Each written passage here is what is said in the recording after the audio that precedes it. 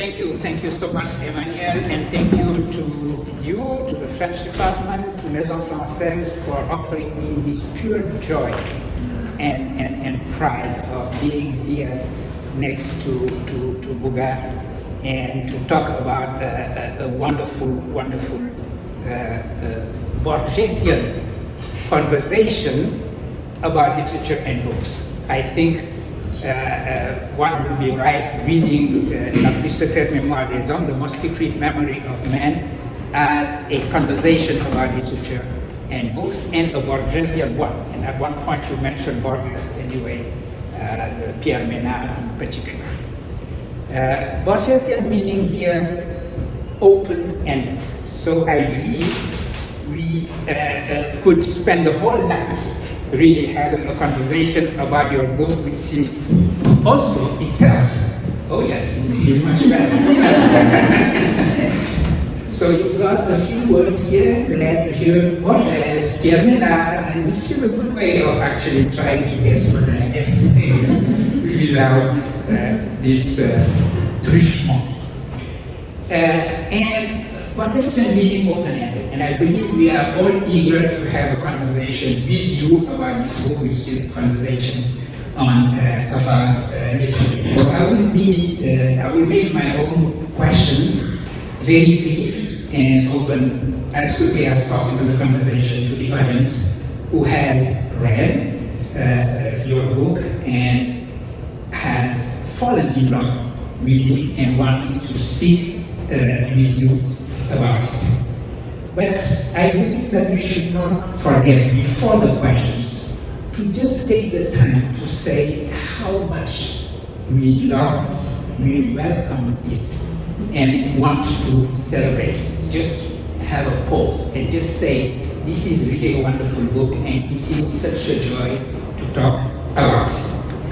The welcoming and the celebration actually has already started before you set foot on this new world, as we call it. I just learned that you have never been here in the US. This is the very first time, but you have been celebrated and welcomed actually before you came. I mean, New York Times has written at least twice about your book. The quintessentially New Yorker journal that the New Yorker is has written a wonderful article about your book as well. So New York has been celebrating you and expressing a warm welcome even before you came. And what we are doing now is just following those footsteps of the welcome that you have already started receiving from America, and this is going to continue. Actually, we are not following, we preceded everybody in welcoming you and celebrating you. You do remember, you see where I'm going. Because, and Emmanuel has mentioned that your very first book, Terre Sainte, was already a great success. In your very first book, earned a wonderful prize. I don't remember which, you have them all now. And Terre Sainte has been translated here. And it all started here at Columbia. Because a Columbia student from Barnard, Columbia, whom I claim to have been my student, fell in love. She is Alexia here. Alexia, how are you? Here she is. Alexia, who was my student then, fell in love, herself and her mother, with your book Terre Sainte, written as Ceinte, which is a play on words, obviously, totally untranslatable in English. This is why when it was translated with the title Brotherhood. And Alexia came to see me and told me about the book and asked me if I knew you. And I said, in our old Senegalese way that you understand, he is my nephew. So I'm going to put you in touch with him. And this was the beginning of the translation of Terre Sainte into English. So we celebrated your writing right at the beginning with your very first book here at Columbia, and the French Culturel Service Culturel awarded the translation by Alessia with one of its prizes. So that's the reason why I'm saying that you were already at home here and expected here even before you came to us, crowned now with the highest prize there is in our French and Francophone literary world. So welcome home, Mbougar. I'll have a second remark, which is that now your name, as Emmanuel just said, is associated forever with that of Mbougar. And it is a wonderful decision that the other press has made to have the two covers of your books, The Most Secret Memory of Man and the book by Mbougar, which has been republished, edited by a good friend of mine, Cheikh, Professor at Carleton College. The two covers manifest actually that correspondence, that association between the two of you. So when you get the two books, the translation of La Plus Secrète Mémoire des Hommes and Mbougar Against Bound to Violence, you will put them together in your library, and it's going to be aesthetically also a very good thing to do. In a way, you have resuscitated one more time the insubmersible Mbougar. When he was accused of plagiarism and crushed by the same literary critics in France who had celebrated him, his work has found a home here in the American academia. Actually, the accusation of plagiarism found responses coming from American scholars, authors such as Christopher Miller, Kwame Anthony Appiah, or our own Joseph Slaughter, have brought out the genius of Mbougar and the uniqueness of his message, telling us that literature is conversation with text. It is written from text, and it is not documented. And I know that in your book and in your conversations around your book, you insist on that truth of literature, which is that literature is not about documenting anything, especially when it comes to African literature. For too long, African literature has been flattened on the notion that it was a document for something. In those old days, it was supposed to document l'âme nègre, the soul, the black soul. Then it was supposed to document the particular sociology of Africa, etc.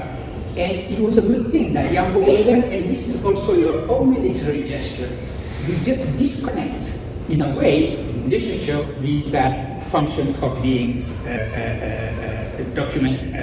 about documentation.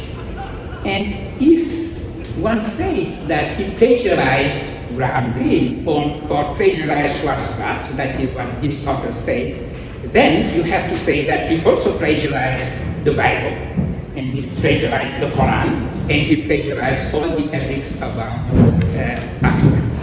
The reason why I'm recalling this about Mbougar's accusation of being someone who has plagiarized is that I wanted to read page 109 of your own text, and I read it in the French original because for two reasons. First of all, I like originals. Second, I do not have yet the English translation, and here I am looking furiously at my good friend Judith, who did not send it to me. So here is what I wanted to read from your book. This is your reconstruction or your reinvention of what was written by a journalist from Humanité, the communist newspaper about T.C. Eliman alias Mbougar, when it was discovered that passages from the book Bound to Violence had been forms of rewriting of Brown and Faspat. Here is what the Auguste Raymond Lamel writes. Il faut le reconnaître. T.C. Eliman, dont nous avons tant aimé le livre, est un plagiaire. Nous maintenons malgré tout que nous tenons là un auteur de très grand talent, quoi qu'en pensent les imbéciles comme Vigile d'Azenac. By the way, l'imbécile Vigile d'Azenac is the journalist from the Figaro. So you are saying that basically the journalist from Humanité is the good guy, the journalist from the Figaro is the bad racist guy. I don't know how this was received by the journalist from Figaro. But this Vigile d'Azenac is really a very, very bad guy, and we are happy to read in your novel that he did not get even one vote when he presented, when he wanted to join the Académie Française, and that Molas instead was elected in that. It's not much better. I was also to say it was worse in a way. He lost the vote the first time, and the second time he lost to Molas, which is worse. Okay. Now, the Académie Française is not going to elect people like Molas. We are here speaking in the presence of Anta. So we are making sure that we say only good things about l'Académie Française. So this is how he continues. Toute l'histoire de la littérature n'était pas l'histoire d'un grand plagiat. Qu'eût été Montaigne sans Plutarque, La Fontaine sans Désordre, Molière sans Claude, Corneille sans Dialectique. C'est peut-être le mot plagiat qui constitue le vrai problème. Sans les choses se seraient déroulées autrement si à la place on avait employé le vocable plus littéraire, plus savant, plus noble, en apparence au moins d'innutrition. Innutrition, I loved it when I read it under your pen. Le labyrinthe de l'inhumain affiche tous ses enfants, c'est son péché, être un grand écrivain n'est peut-être rien de plus que l'art de savoir dissimuler ses plagiats en référence. And you see where my question is coming after I have read this. You mentioned in your own writing, especially given the fact that at one point in your book, you mentioned the Japanese writer Murakami, who said that he came into literature one day when he just watched a baseball game and he saw the ball flying. So the curve of the ball was so nice that he wanted to translate that into literature. And then you said, well, Jegan Fay, in your novel, is asked what brought you to literature, and you say, mes lectures, je crois, my readings, I believe. So I'm connecting the two. This idea of nutrition, literature being born out of other literary texts, and the fact that you say that what made you a writer was your own readings. Thank you, Professor, because I can't get rid of calling you Professor before calling you Uncle, because it's true. My father, the first time my father met you, he said, he is your son, he is your nephew, take care of him, and you are taking care of me in a way. So thank you for welcoming me here. I'm very happy. It's an honor and a privilege to be here and to talk before you. Thanks to Columbia University, thanks to Maison Française. I'm really, really, really happy to be here with all of you. I not only apply does this idea, this sentence to me, but I also just replicate that idea of being I don't know if the word product is a good one here, but yeah, I will use it. I'm produced by what I read. Sometimes I try to find out in my past, in my history, in my biography, an event, a dramatic event, something deep and strong, something really impressive that I could use and just use as a personal mythology in a moment like this. It would be very cool and fun to say that the beginning of my writing, my first spark, was something really a terrible experience or a romantic one, something that worth listening with eyes wide open. Unfortunately, there is nothing like that, and sometimes I'm very disappointed, and I just can't say, okay, there is nothing else but books, but reading, but hours and hours and hours of just reading, being with texts, being with characters, being with fictions, and knowing years later, it's now, and that those hours were not lost hours in work, because they directly nourish the writing. I'm not, of course, we all have a biography, every writer have a biography, and some elements that you can identify as very significant and important.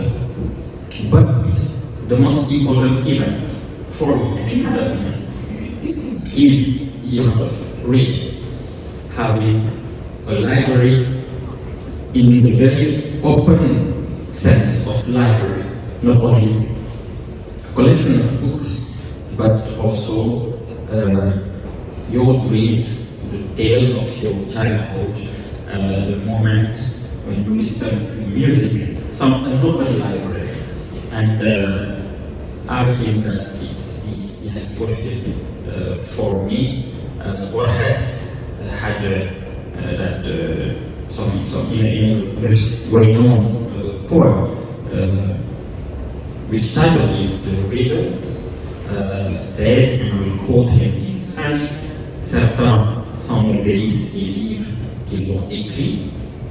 Moi, je suis fier des livres que j'ai lus, et je crois, I believe that the quote is also the poem, so I'm talking now more or less. I believe that he is completely right. If I had to choose one day between writing and reading, of course, very obviously, I would choose, and I'm sure everyone here would choose the same option, to stay or write. Read. Interesting lapses. The whole effect is lost now. So yeah, a reader, because reading is the source of everything. And the question about plagiarism is very important, very difficult. It's very difficult to prove in fiction what is plagiarism. Of course, I'm not talking about literal plagiarism, not a copy. I'm talking about something more subtle, a minimal link between texts, a minimal link. For centuries, the fact to, as a writer, to have references, to indicate your sources, to indicate your secret library, what you read was a sign of culture, of raffinement, and a sign of humility. What happened between that time and our time, modern times, our modern I don't know, but yeah, to stop here. I fully take that work for writing, and what I try to do it is always linked. It's always, I always say that writing a book is always has always a part of a retribution, not just have a debt. And every book is a part of the debt that you just try to owe your writer something, you owe them something. Every book is part of something that you try to give them back. And I think you mentioned that, you say that also beautifully in your book, when at one point, Jacques, who I will assume represents you in many ways,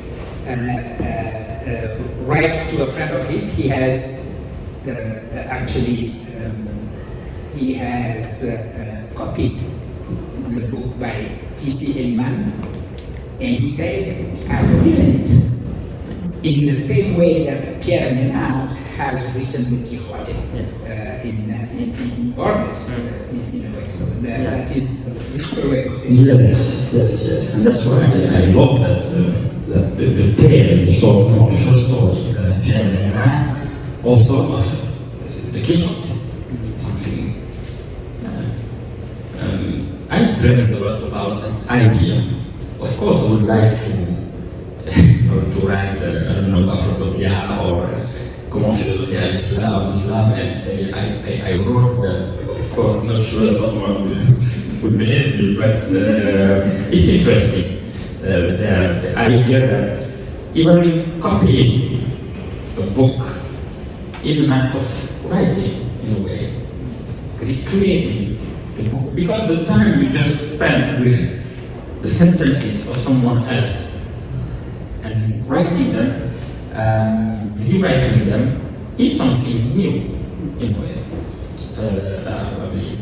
And I'm not considering, as Pierre Bayard did, the fact that there's something like plagiat par anticipation. And somehow, my guess is that somehow, Mbougar again became a character, a romantic character, and you moved from this essay to writing a novel, which it's not just a novel about Mbougar again. I'm not supposed to write an essay or just to have to finish the PhD. The legend says that some people finish the PhD and our PhDs. I don't believe that. I failed. But I stopped because I felt deeply that the most interesting way for me to understand a tiny part in Mbougar's fate was to write a novel, to write fiction. You say, for years and years and years, scholars kept Mbougar alive, in a way. They wrote essays, they wrote some, many things. I have not read a biography, but many essays. But I know no fiction around that story. And for me, what is interesting is the fact that Mbougar was not an essay for a scholar. He was a novelist. And in a way, I'm not saying that this novel, Most Secret Memory of Man, is the most important work around Mbougar's story. But maybe the francophone world is the first novel. And I think it's important to have novels about Mbougar because he was himself a novelist. And the whole Mbougar's case came from a novel and came from a reflection about what a novel is.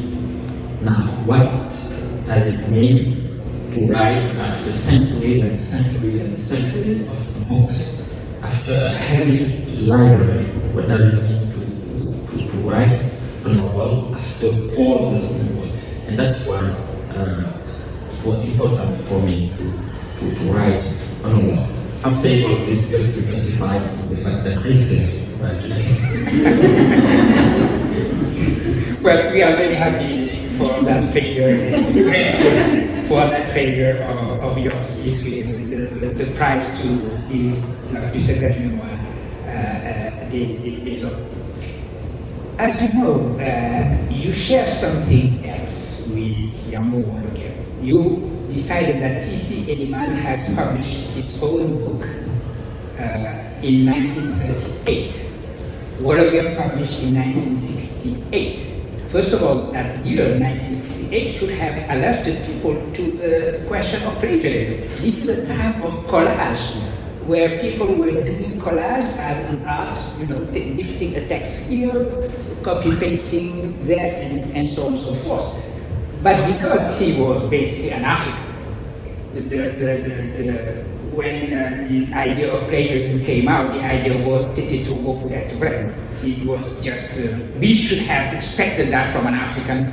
Writing so beautifully was just impossible, etc.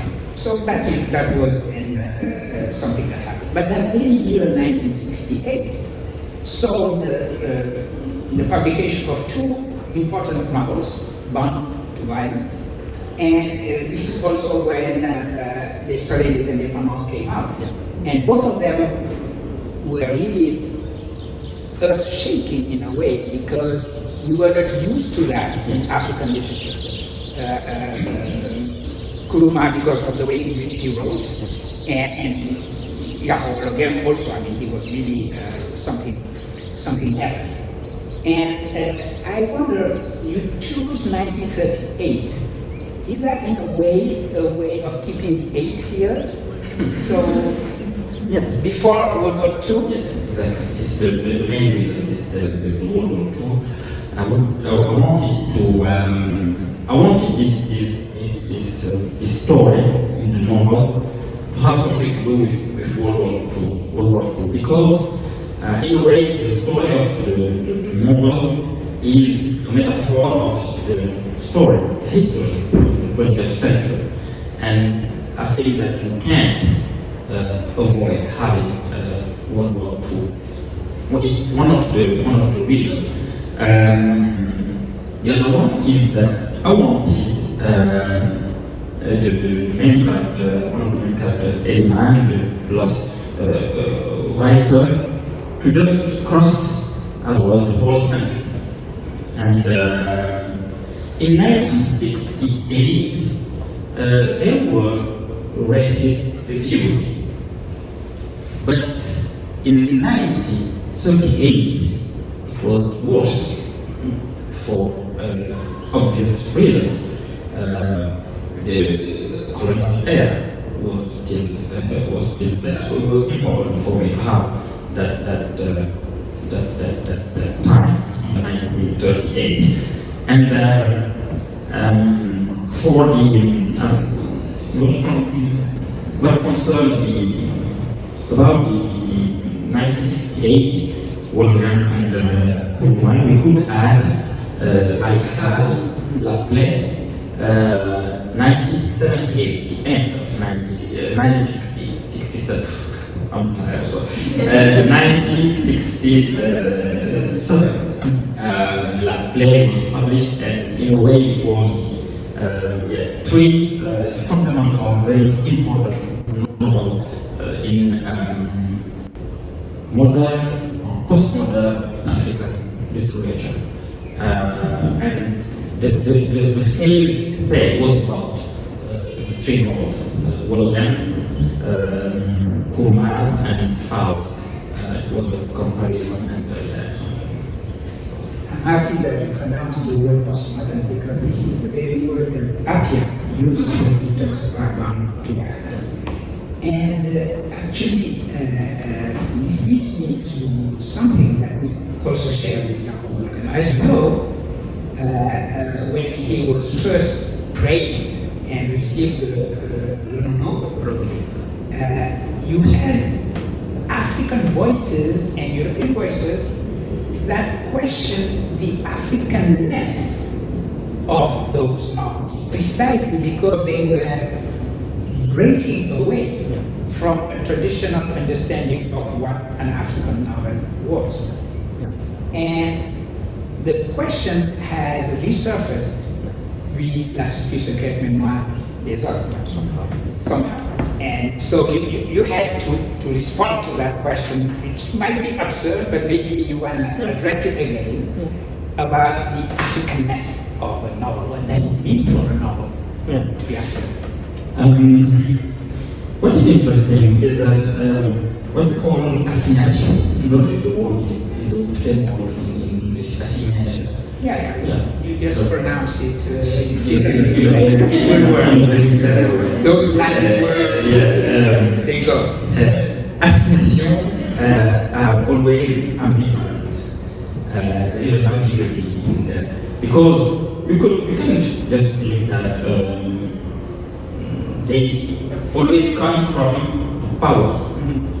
But you don't have to follow it. You must not follow it. They also come from your own culture. Both sides can assign you, can tell you this is what you have to write, this is the way you have to look, this is the style you have to put in your writing. And yes, all of them faced that from both sides. Africans say this is not Africa. This is for white people, and white people say this is not Africa. And that's why the book was so powerful. For me, it's always a sign, in a way, if a fiction creates such opposed, but in a way allied judgment. And of course, I'm an African. I come from Senegal, I was born there, I was raised there. I'm Senegalese, right? The problem is when someone says this is a Senegalese writer, does this someone put something behind Senegalese? Are there prejudices behind Senegalese? It's the main problem. And that's why fiction is so important, interesting, and powerful for me. It's always a way to escape prejudices and science. The power, the true power of fiction. And of course, it comes from Africa. The book comes from Africa. But and that's why a man goes to Latin America. That's why he tries to have a discussion, literary discussion with Sarr, with all the writer about the sous, but with Gombrowicz as well. It's that issue of being from somewhere but not being stuck there. Can just continue and have a little conversation with all the world, the whole world, the whole library, but coming from one shelf of the library. And being on the shelf doesn't just mean that you are meant to die there. Being from there just means, okay, I have a ground. I just have to jump or just to move to meet some other writer, some other culture. And you express in your book and in the conversation that you have around your book this idea of precisely withdrawal, retrenchment, and solitude, actually. And those are the very first words of your novel, and I'm reading them now. Dans l'écrivain et de son œuvre, on peut au moins savoir ceci. L'un et l'autre marchent ensemble dans le labyrinthe le plus parfait qu'on puisse imaginer, une longue route circulaire où leur destination se confond avec leur origine, la solitude. And reading also in your novel, in a way. And again, I'm sorry to assimilate you with J.R. Fay, but Beatrice, the character Beatrice, at one point accuses J.R. Fay of being precisely always withdrawn. She says, well, first of all, he did not want to go to bed with her, so that is a reason enough to be mad. But another reason, more literally, is that she thinks that J.R. Fay never opens up in a way. He's always in this state of retrenchment, of being, withdrawn. And I connect that with what you say about solitude. And it reminds me also of this passage from Mallarmé. Sait-on ce que c'est qu'écrire? Une ancienne et jalouse pratique qui l'accomplit intégralement se retranche. Et j'ai sauté qui gît dans le sens gît au cœur de l'être, qui l'accomplit intégralement se retranche. This retrenchment is necessary for your writing. Yes, it is. But I think there is no other place than the inner place. An Italian writer that I very much,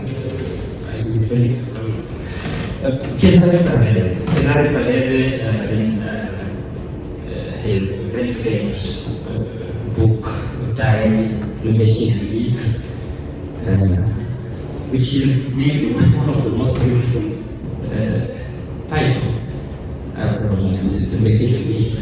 And the question for the audience, si vivre est un métier, quel est le salaire?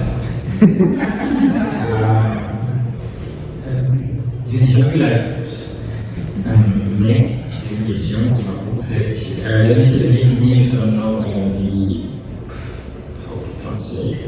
The job of living. If living is a job, what is the salary? This is my question, and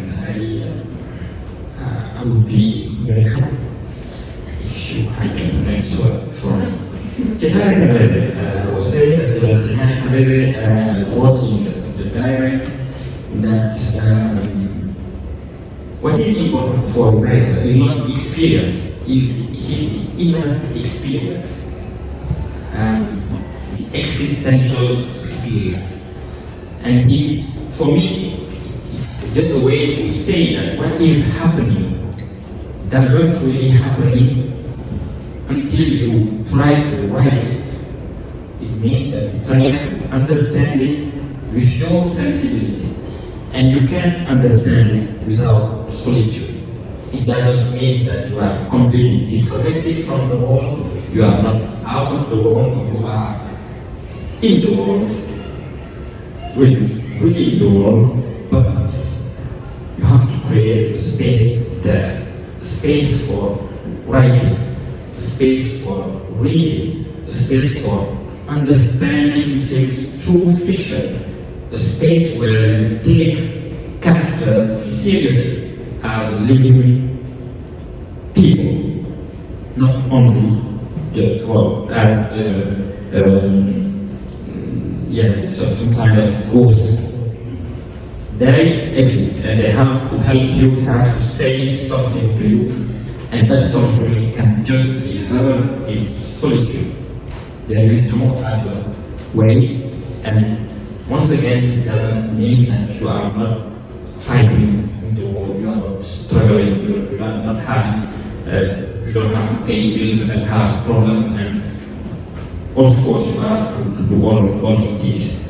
But when you love reading, when you are a writer, when you are, and that's the most important part, a reader, you have to create that that space.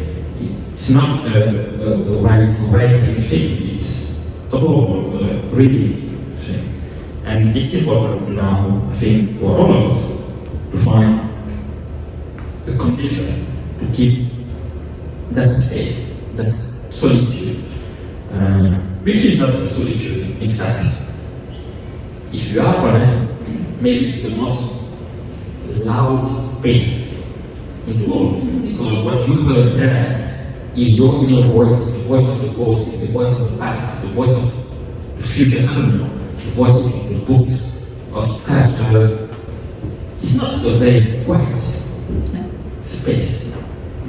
On the contrary, it's, I think, a very intense space, and that's what and that's one of my favorite places.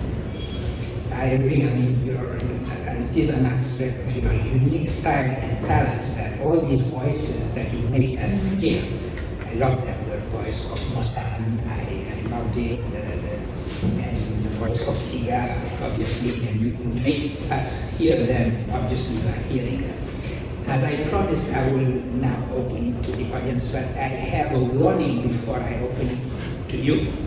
There is a character in the book whose name is Beatrice, and Beatrice says in the book that when people discuss really great books, the sign that they are discussing really great books is that they are going to fight. So I expect La Maison Française to become an arena when I offer it to you guys. Just avoid Fermin Sarr because he practices martial arts. You're fine. Floor is yours. Please. It's appropriate that you ended with that information of Beatrice. So questions around gender. You have some very startling, striking female characters. And then you have this idea of nutrition, which most of the nourishment seems to come from genealogies that will identify themselves as masculine. So I'm very curious about how you see gender in your nourishment, and especially the nourishment of your gender characters, not just the female characters, actually both. Thank you. My whole childhood was when I was surrounded by women.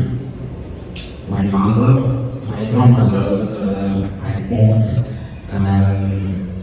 and they were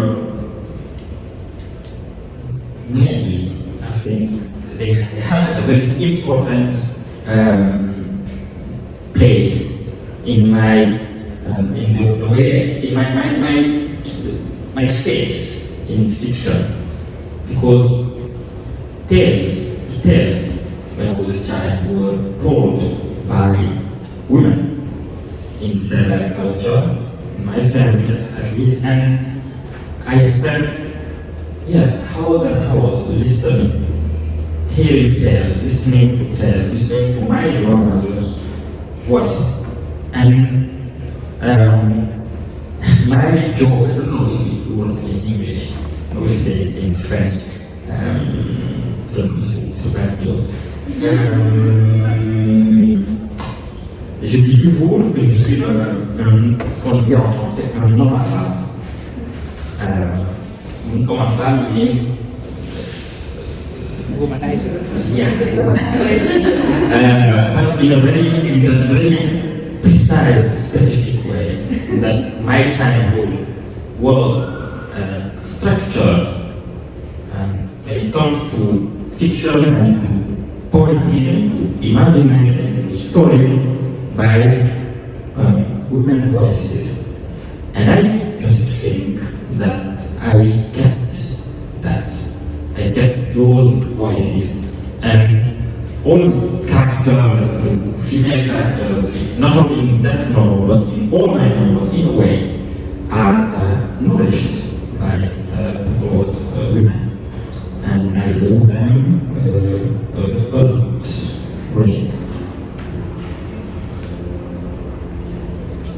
I love your book. I think it's one of the greatest. I don't often read the Mbougar. Because you come from the academic process, it's wrong. But I read yours. It's been really academic work, right? And in your composition, what makes it a really great book is the depth of reading that you discuss, which makes it probably one of the most literary great books. You mentioned Vermeer, of course, and Borges. I wanted to ask a question about Bolland, which is also one of your major references, and that might be a sort of event that was an incentive for that book, the knowledge for that book. And so, could you discuss this a little? Yes, thank you, Professor. I read Bolland for the first time in 2017, and at that time I was writing my first novel, Testament of Brotherhood, but I felt that the first reading was so intense that it completely changed me. It's a cliche to say that the book changed you, but it changed me in a literary way. What I mean is that it changed me not only as a writer, but it changed me overall as a reader. It taught me another way to read books, another way to spend time with sentences, with descriptions, with pages of pages where nothing happens in apparently nothing, but deep inside, it means deep in sentences, something completely chaotic and magic and of course joyful, and it's happening there. And Bolland told me, gave me the courage. He told me you have to dare, you can put literature in heart of a book without writing à la manière de nouveau roman or just having some kind of a very yesterday I said sluggish formalism. I mean something a little bit dry in a way, but Bolland just told me that it was possible to put book or writers or passion for literature in the heart of a book and keeping the book absolutely alive, poetic, related to life in its most physical dimension. And of course, Bolland is very playful. And I love the idea of being playful in literature. I don't want to forget that idea of playing with books, with what you read, with sentences, with your own style. And playing is not the opposite of being, of course, serious. Bolland is one of the most melancholic writer I have ever read. There is something completely deep and completely sad. There is a sadness, a pure sadness in Bolland's book, but to touch and feel that sadness you have to go through pure joy, something really energetic. And that's what I love. All these lessons from Bolland gave me just more, and that's why great books in a way have to do with a reader, especially if the reader wants to write, giving him or her a push, a little help. You can do it and do it, your way.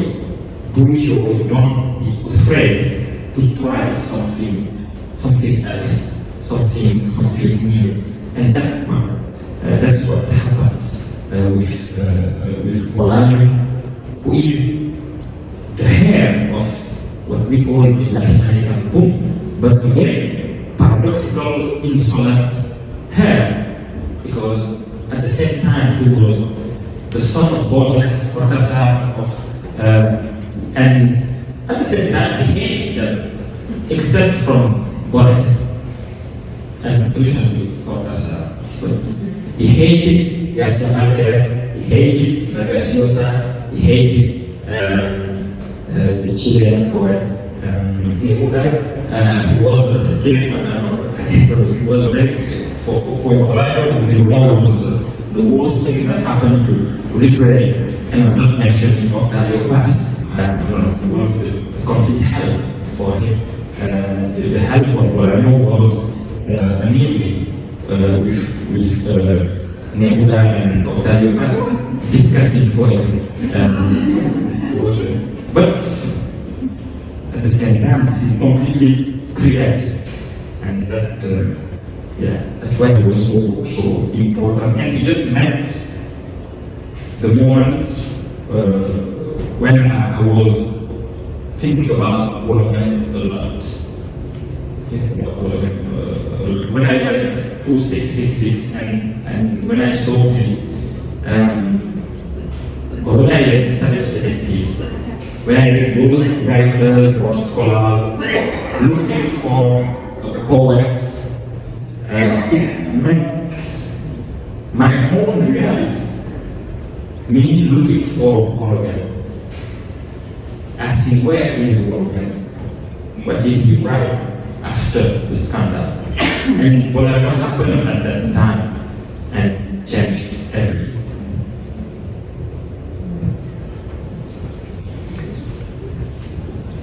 Hi, thank you so much for being here. And reading your book was such a shock, emotional.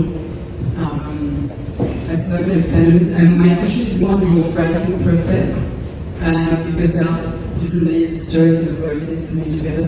And so I was wondering, how did you write it? Did you write each story separately? And so how did you make them come together? And what was the link between them? How did you assemble the pieces together? Was it emotional? Was it historical? Was it how much of a resonance to the characters? Are they parts of one person? They're all like parts of one person? So yeah, basically this is my question. Thank you. This is a very difficult question.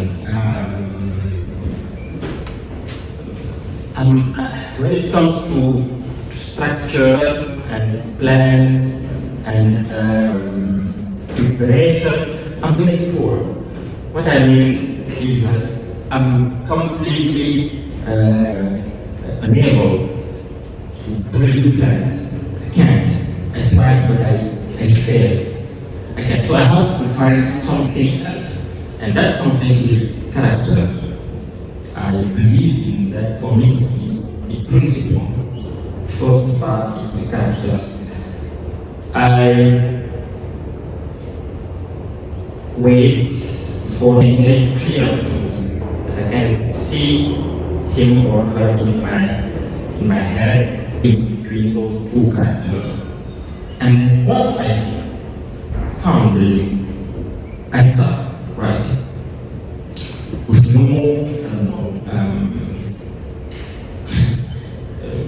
vision of what is going to happen very, very clearly. I write a scene, but that scene is not the beginning of the book. It can come on pages and pages further, but I need one scene to be written completely, fully. In the book, for example, the first scene that I wrote before starting from the very beginning is at the beginning of the second book. It's a scene where the character Sénégalais is knocking on his father's door just not. It was the first one. And then I started at the very beginning, and I just tried to join that scene and to continue after. So I think that my method is not a method. It can be chaos, but chaos can be very linear.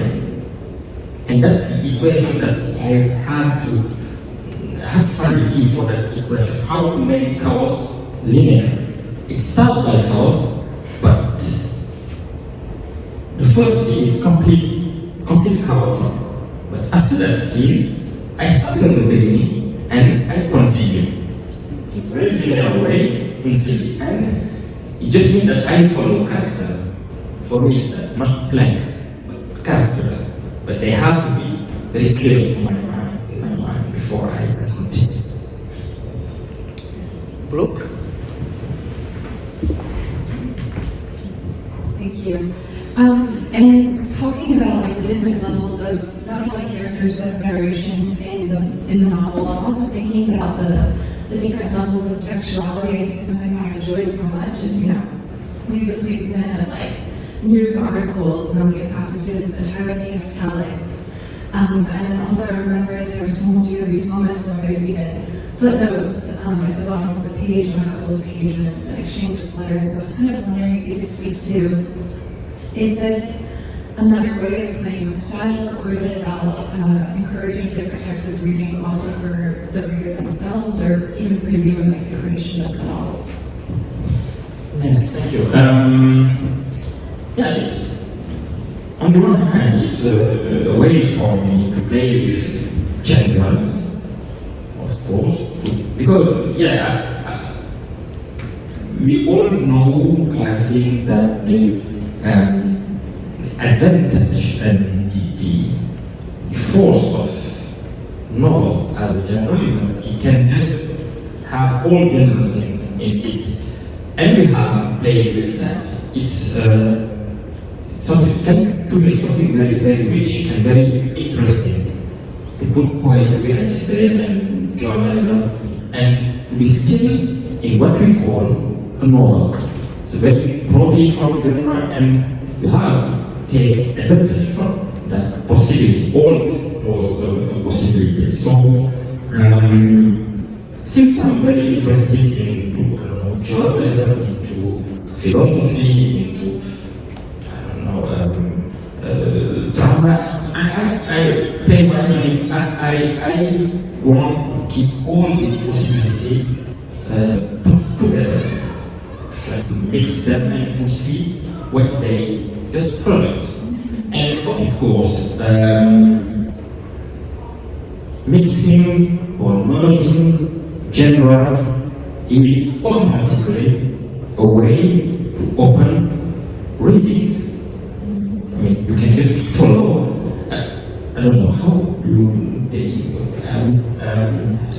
form follows functions, or I don't know. Whatever it is, of course, the form you have and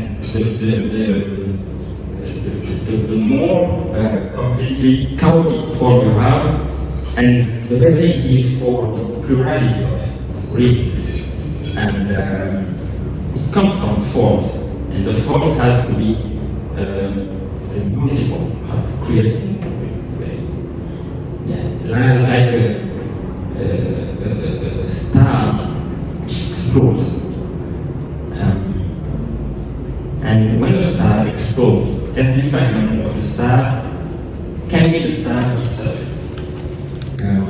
This is a very important figure, metaphor.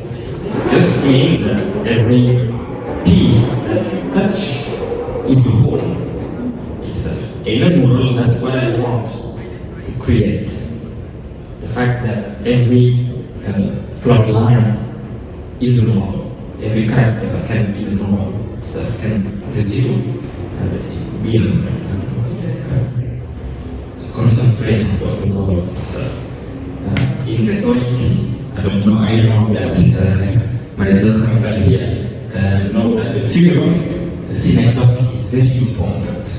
Having a part for the whole. And even the whole is one of the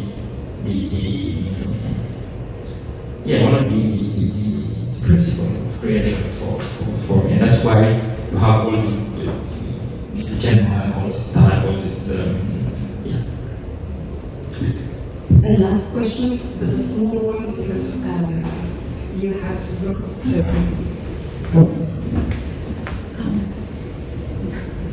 it's a simple question. Again, first to say thank you, because I loved the possibilities of it. Everything, there was no dictation, it was no dogma, it was just, it's like walking out of an event, and all of a sudden you listen to people differently, without judgment. And that's what the book was teaching me, if it taught me anything. But people would ask, I would say, I'm reading this marvelous book, but they would ask, well, what's the title? And I'd say, I think it's Le Labyrinthe du Renommé. And then I'd say, no, that's not it, what is it? And something about the memoir. And so I'm simple, did you do it on purpose? And what are we supposed to? the title. I mean, and this mix of, is it le labyrinthe de l'humain, or is it le mémoire,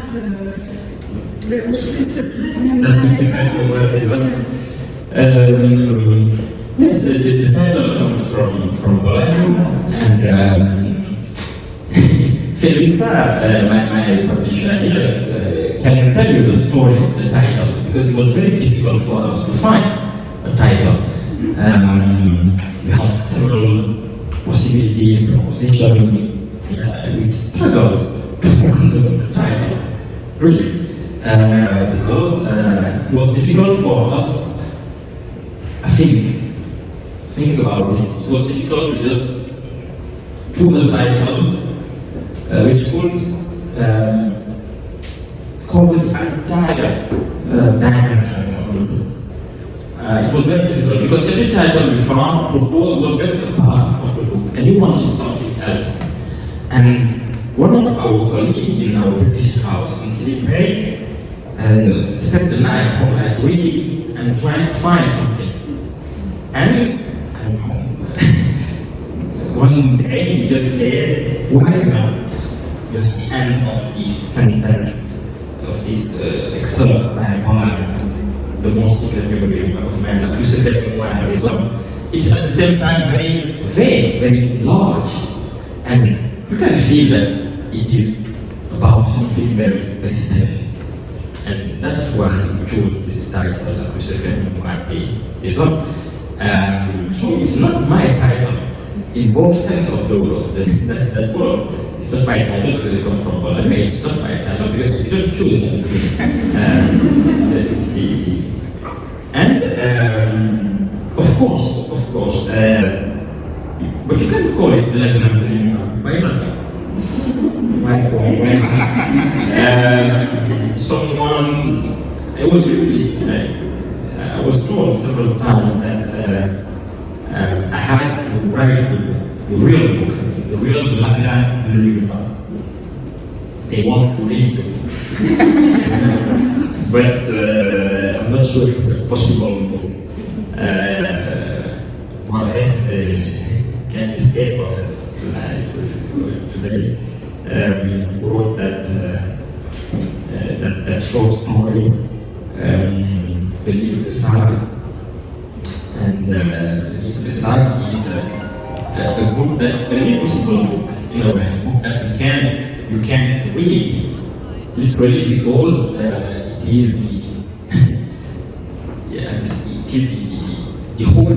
is the library of Baroque in a book. It is the livre de Sarr, but it is as well what he called the Aleph, another short story and another collection of short stories. But the Aleph has the same signification in a way, an impossible book, and the Labyrinth in a way is an impossible book. But if this title easier for you to write, just keep it and say to people, yeah, the title is the and then you go to Google and type or so and say, I want to of course. Thank you. I remember the day when you insisted on seeing me. I was for a very short time in Paris, and you were very, very busy because actually you were on the race for all the different prizes. You won the concours because the other prizes decided that you were probably going to have it, and they decided, okay, let's stop there. But you were running for all of them, all of them, anyway. And I appreciated that you took the time to just come and meet me at l'écritoire, to give me my own copy, and with a wonderful dédicace. And the reason why I'm mentioning that is, first of all, because I want people to know what kind of person you are, and that is very important. Being so well crowned by all prizes at such a very young age, and being just down to us and having the kind of sense of humor that I like, is very important. And also I wanted to share an aspect of what we wrote for me, which is il n'y a pas vraiment de secret. So you ended up choosing la plus secrète mémoire des hommes, and you say il n'y a pas vraiment de secret, sauf si la littérature en est un. That is the real secret here. Oh, just enjoy literature. This is pretty good. You see? You see? I should start writing myself. And that is what it is, a celebration of literature. Your book celebrates literature, and this is why I'm very glad that we can, what you say, the pure joy of celebrating literature is the wonderful book of literature. And thank you so much for making this. Thank you.